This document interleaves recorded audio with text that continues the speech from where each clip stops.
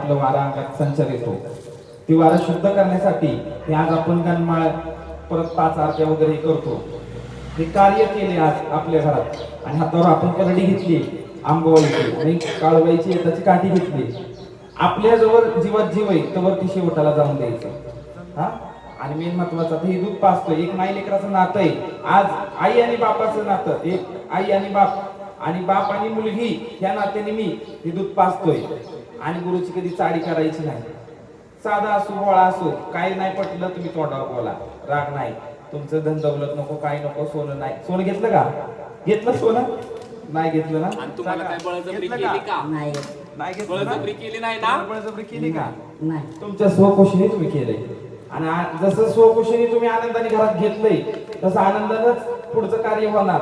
आणि गुरु केलाय हे बाबा, हे गुरु एवढं मागतो तेवढं मागतो, मी काय तसली भानगडी काय मागत नाही.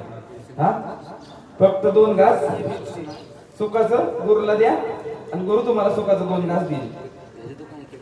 हा हात दुधावर हात ठेवा.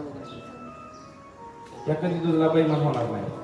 म्हणा दुधाला कधी बैमान होणार नाही. दुधाला जर का बैमान झाले ते दूध काय होतंय? माझ्या अंगावर माझ्या अंगावर तुझ्या नाही रे ह्यांच्या साडी करायची नाही. एकच गुरु शेवट करायचा, धागरी हिंडायची.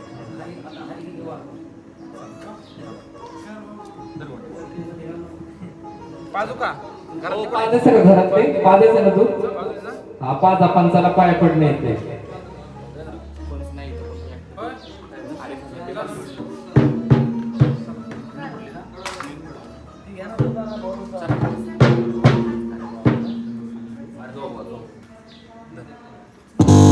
पाच फळ